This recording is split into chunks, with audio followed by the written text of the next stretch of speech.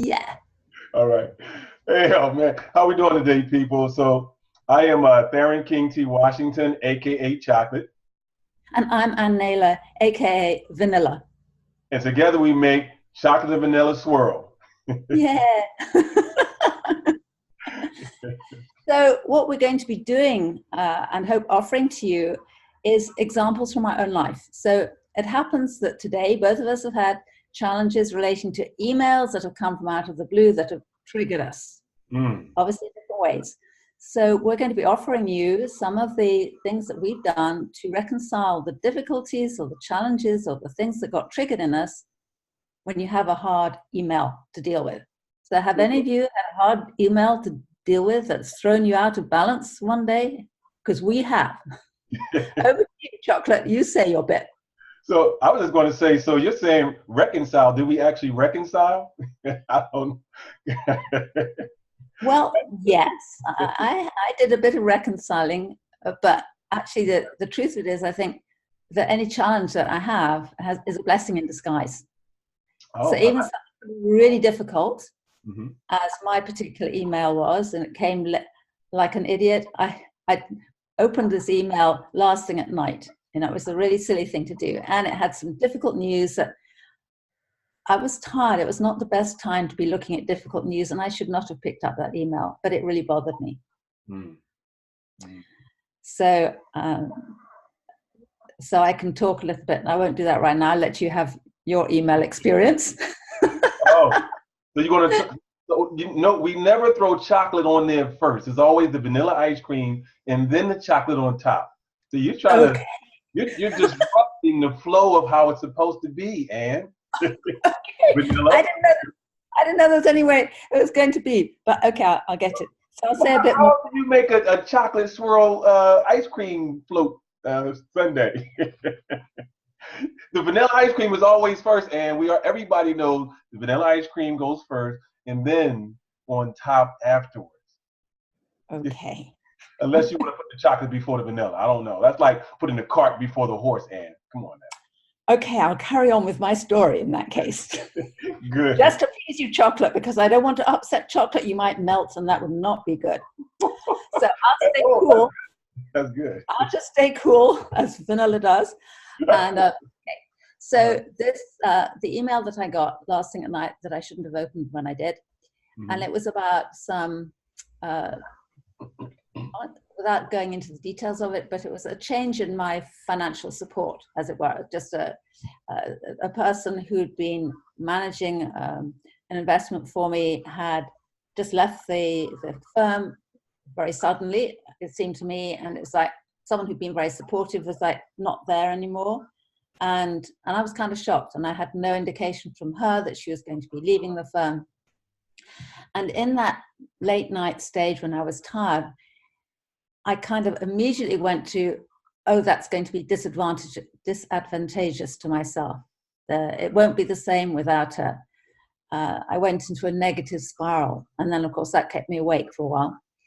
And I'll talk a bit about how I dealt with being awake for a while. But what I observed afterwards was I went immediately into perception that the change that was happening would be out of my favor or not in my favor, that something bad was going to come out of it. And it was only later, maybe after I'd slept, I did eventually get to sleep, and I woke up and I thought, hey, this might be the best thing that's ever happened. That's a mindset. And my old mindset said, well, there's going to be disaster about this because this person has taken care of me for 7 years and now she's just disappeared without direct contact with her and everything. So, but the point that I really learned from it is I was looking at it from the disadvantage, rather assuming that, rather than thinking, hey, I'm making changes in my life. Maybe there's a better person to come forward to handle this investment. And not trusting, I wasn't trusting that, in fact, because I have a spiritual focus in my life, that actually good things can really come forward, and they usually do. And that's one of the things I'm training myself to do, and I have been for some time. But obviously, the training hasn't finished yet because I got another one. Right. So, in order to get back to sleep, what I ended up doing was I wrote an email not one that I sent, but it was two friends that I have that I very much respect. They're very wise. And when I write to them, I write from my heart, and I connected to the wisdom in my heart. And basically it was saying, please help me go to sleep, because I need to let go of this. This is not time to resolve anything. And having written that, and I didn't send it, it's not a process of sending it, then I was able to go to sleep. And when I had a good sleep and I woke up, I looked at it in a different way, and I handled it in a different way, because rather than assume to the negative, I decided to change that and assume to the positive. Something really good is going to come out of this. And the way I put it often when I have a challenge, this is a blessing in disguise. And it usually is. I might say always is. Because what you expect, what you anticipate, tends to be what you can bring towards yourself. Mm-hmm. You know, it sounds like there's a skill there to learn a certain skill. That's what I'm hearing, because I just think of my life, and then the way I've seen, the way I've viewed things in my past, and the way I've handled them differently now than I did before. So what it brought me to a realization, it was that there was a skill that was needed to be sharpened. And that's what I hear. Like, you allowed yourself to, it's like there was information that came at you, because it probably felt like it came at you, right? Yeah, it did. So you had to deal with that. And then your first maybe thoughts and your feelings were like, you felt like you had to defend yourself. Maybe you were being attacked in a certain way. No, that wasn't it for me. That wasn't my experience. It was just, I suppose, the experience, since you come to define it or invite that, is abandonment. And that's a trigger for me. It was abandonment.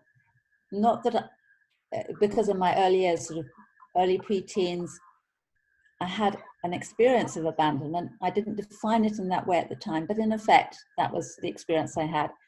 And I hadn't, until you mentioned that, I hadn't really associated that trigger with that experience from my pre and early teens, but that's where it went back to. So what it triggered was an old experience of abandonment. This person didn't tell me they were going, who's taken care of a certain area of my life for 7 years. They didn't tell me, they just left. So that's abandonment. So that was the trigger. Yeah. Yeah. Unfortunately, thankfully, I do have a spiritual perspective. So whatever happens on this level, I feel that spiritually, I'm never abandoned. I'm always connected to a source of unconditional loving. And that's my true reference, as it were. You know, it also sounds like when you say abandonment, it sounds like there's a sense of loss. Oh, yes. Yeah. Big time. Yeah. That's very true. Well spotted, Chocolate. You get some colored sprinkles for that observation. That was very good. Just don't put a cherry on top. Not yet anyway. I got to earn that. Okay, well, you have to do something else with the cherry on top. Right. But the sprinkles? The sprinkles, okay. I think you'll probably get the cherry on the top, but it's obviously something else is yet to come forward. Where I'm from, we call them jimmies. Sprinkles, we call them jimmies. And jimmies on the top. Oh, really? Oh, okay, fine. I mean, whatever. A different way of child rearing and development that I've experienced than you have. Well, yes. Well, you are in Los Angeles and I'm in France. Well, I was actually growing up in England, but you know. Yeah. I grew up in Philadelphia. Oh, you grew up? Oh, okay. Just the other side of the pond. Okay, yeah. And now you're further away on the West Coast, and I'm a little further away in France. Yes. So there we go. Yes. So, do you have anything else to contribute to this, Chocolate? And then it's your turn. Yes. So when I think of loss, like we have that sense of loss. I remember listening to Tony Robbins, who talked about having that sense of loss, and his take on it from his whatever he learned along his journey was, you really can't lose anything. So that's another way, your perception, you can perceive anything the way you choose. Yeah. And his perception, he'd grown into the thinking of, you can't really lose anything, because ultimately, what's ever there, it may go into a different place, but it's not Mm. lost. True. Just like our body's not lost when we die. It transverts or transmutes into Translate.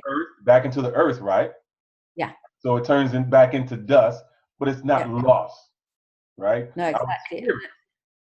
And in fact, what I often think about in terms of loss, there's no loss, only gain. You're right, yeah. Because I mean, I do see this world as a place where we learn lessons. So every experience we have, particularly difficult ones, we have something to learn from it. Yeah. And that's the gain. Yes. And that's huge because we can heal. I mean, I believe healing and teaching go together. So when we heal something, we learn. And that's a huge gain because not only do we have it for ourselves, but it's like someone like you will pick up, you'll be able to resonate with that. So as we learn and we have this gain inside of ourselves, other people pick up that gain, either consciously or unconsciously. I mean, I just see life as a spiral up. It's a swirl up since you've got the swirl thing going. we have it going. We have it going. Yeah, right. We're swirling away, man. Right. Swirling away. I don't get busy with all this swirling, but it's fun. Yes, that's us, the swirl.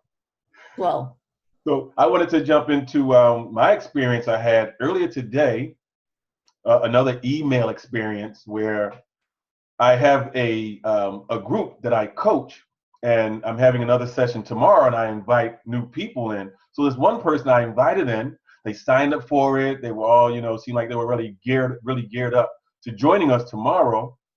And I send out emails, just emails to stimulate people's thinking, open up their thought process. So when we meet on our Zoom class, there's more of a discussion, right? So they put thought into what they want to bring out. And this one person, perception, once again, the way they perceived what I said in my email, it seemed as though they took it in could be a negative way. Like maybe they felt like they needed to defend themselves, like they felt like they were being targeted by me for some reason. Mm-hmm. So when I read the email that she sent me back this morning. She responded to my email, which was a mass email to all my students and people I'm just meeting up with on Zoom. First thing I felt triggered. I felt triggered in a negative way, right? So reading something and then being negative and being triggered by my own negativity within me. Can you say more about that negativity as you understand it in you that got triggered? Yeah, it's just a sense of self, because we want to defend ourselves. It's the first thing I think of is me first. Anytime I receive information, I think of my feelings first before thinking about what could they have really meant, or what are they trying to say to me? I don't think about them first. I think about me, and that's what I did. My feelings got to me first from what I read. The thing is, I don't have to react and respond to the way I feel. Mm-hmm. So what I chose to do was, and this is also a learned skill, I chose to search in myself first, well, what is it that I'm feeling? And then when I'm aware of that, then I say to myself, well, what is it that I want next? How do I want to respond? Not how I want to react to receiving that information, but how do I truly want to respond? And that's what I did. I said, okay, the first thing I did was I replied to her email by saying, thank you. Thank you for acknowledging, how do I say it? I just thanked her for acknowledging or connecting to what I sent to her, right? To what I sent out there. So I gave her a thank you first, because I want to be respectful that, well, first of all, someone read my information and that they did have a response. Mm-hmm.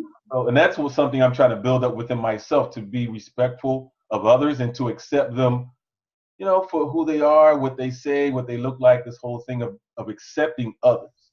Mm-hmm. I want to be accepted and I want to be respected. Mm-hmm. So the information she wrote back it triggered me in a way of, man, really, the reason why it really triggered me negative because she was saying how she was going to take herself out of the group tomorrow. And that felt personal. So it felt personal. She said, because, whatever, if this is the person that you are, you said these certain things that I'm going to take myself out of the group for tomorrow. And I'm like, so what your feelings to do with feeling defensive? Yeah, I felt defensive. I felt like I wanted to say, well, then that's your loss. I wanted to be kind of hurtful back. That's your loss. You don't have to do anything you don't want to. We don't need to connect ever again. So, all right, bye. That's the feeling. Did you feel in any way attacked? I felt attacked. And I believe because I saw it as I see myself building something, and she was like one of the pegs in the structure, and I had to pull that peg out. And it's like, well, now I'm missing a peg here because when I took the name off the list, there's an empty spot, and it bothered me. Right? Yeah, of course. So how did you handle that empty spot? Well, relaxing, just focusing on what is it that I truly want. What I really want is I want to respond in a way that's respecting the other person. Okay. That's what I want first. And so like I started with thanking her, and then I went on just to acknowledge her. So after that, acknowledge her. And after I acknowledge her for being who she is and for just responding to me, I also looked into it and I said, well, even in her words, I do agree with things that she said. Mm-hmm. Because she's in the place that she's in. And I just said, well, I've been there before. Mm-hmm. So I can relate to what she said. I've thought like that before. Even though I think differently now, I do remember thinking like that. So I go back into my, how can I relate to another human being to see how can I keep a connection instead of pulling us apart. Right. So I've grown in this area. I'm still bothered about the empty hole, the empty peg.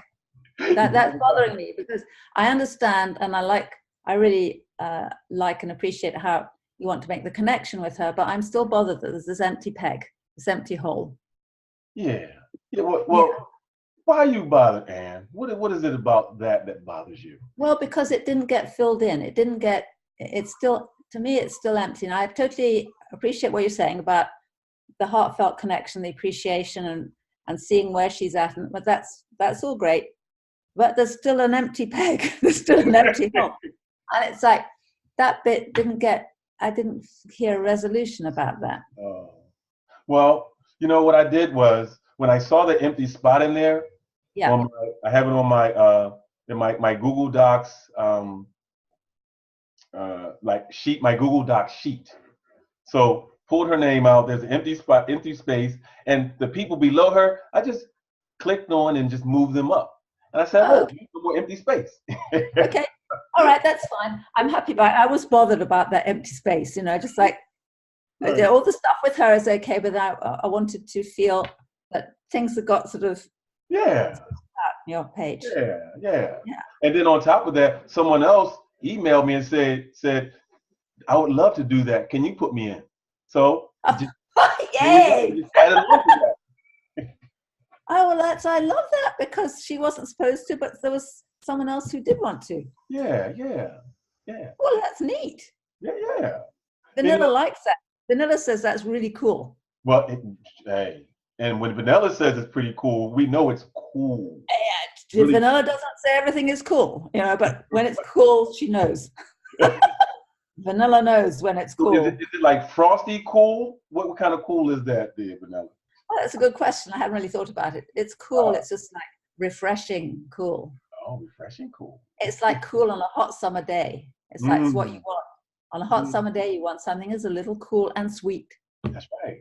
Oh, so now you're going to add sweet in there. So not just cool, but cool and sweet. Okay. Yeah, let's not be mean about this. I mean, let's just really work it out.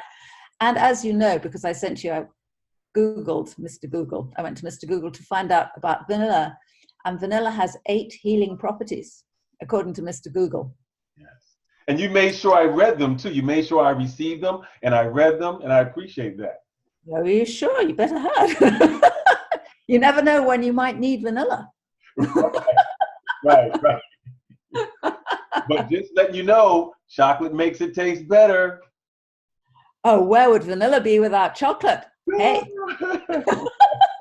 Right. It'd just be vanilla, but with the swirl. Yeah. Where the swirl is just a whole other thing. It's like, so did you get the cherry on top now? Yeah, I'll take the cherry on top now. Okay. Thank you. Got my jimmies or my what you call them, your sprinkles. The sprinkles. Yeah. And now my cherry. And cherry on the top. Yeah. Well, another thing, Ann, is the way I also I proceeded to still connect with her more and to relate to and to appreciate what she said and how she said. Now, I don't know, she may send me a reply back from that, but I'm not looking for a reply. Right. I'm just feeling good about myself and the way I handled what was going on inside of me, the way I handled that. Yeah, and I think to me that's really beautiful and really does deserve the cherry. Because no, it does. Because, and in fact, 2 cherries. Because I know. Hey, we're getting up there. No, because not only did you do the reconciliation yourself, but you shared from that place of reconciliation. So it was not just a neutral response you gave, but it was a very loving and thoughtful and caring response, which, however she looked at it, is only going to benefit her. Mm-hmm. So your response was very gracious because you came from the loving place that you have, which you have naturally, but you shared that with her. So although your first reaction was an old pattern, as I perceive it anyway, of defensiveness because you felt attacked, and you probably have been attacked when you were younger or whatever, and we go through these experiences, but you turned it around. And I mean, to me, that's like, okay, what comes to mind is the thing that I'm playing with at the moment is energetics, which is the art and science of personal mastery. And what you did there demonstrated the art and science of personal mastery, because you got out of your own stuckness. More than that, you turned it around inside of you, and you gave from the goodness of your turning it around. Mm-hmm. Yeah. So even if she didn't get the words of it, and she may not be the person for your class, and someone else has stepped in anyway, she would have got the energy of it. Yeah. Because it's not always the words we say, but it's sometimes the energy behind them or the intention behind them that really makes the difference for a person. And they would get that, even if they're not, it's obviously not, well, at this point, it seems like what you're doing is not for her, which is fair enough. Yeah. But you would have blessed her anyway. Mm-hmm. Yeah. And for that, the second cherry. Well, thank you, Ann. Well, Ann, it's all about the swirl, right? I just wanted to throw the swirl in there. That's all. Just swirl it. That's what you did. You swirled it. I swirled it. You swirled the negative experience into making it something that was sweet. Yeah. Positive and gentle and hopefully caring and loving. And that's what I was aiming for. I was aiming for that, to be respectful, caring, loving, Yeah, I like that. Yeah. Well, cool. Cool. So have we done our swirl for today? We've done our swirl for today, and yes, this was great. Thank you for inviting me to connect with you, Ann, in this way, and we got to really touch on some very powerful issues, because it's very powerful the way we connect from our head to our body, and then see how we can just shift and guide ourselves in a different way. Absolutely. Yeah. And so I really would hope that the people, whoever is watching the discussion, I would hope that they got something from it. And we'd really welcome any comments or any thoughts or actually ideas of any other situations maybe you're facing that we could have a swirl. Yeah. Yeah. I mean, children of vanilla are up to swirling. You just have to invite us and we'll move right in there. Yes. Yeah. Let's spread the swirl throughout the world. We can have like a little mantra of our own. Spread the swirl throughout the world. Swirl throughout the world. Hey, I mean, just imagine, it's transformational. Well, why not? Hey, why not? Yes, yes. So with that right there, we're going to bid you all adieu and thank you all for, checking us out and listening to what we have to say. It's really appreciated, like Anna, Queen Vanilla says. Any comments, any ideas or thoughts are appreciated. And we just thank you all for listening in and, enjoy the rest of your day or evening or have a good night. And when you next want to come and have a swirl, we hope to have something for you. Yes, yes. All right. We talk to you later, Ann. Yeah. All Bye. right. Bye now. Bye for now.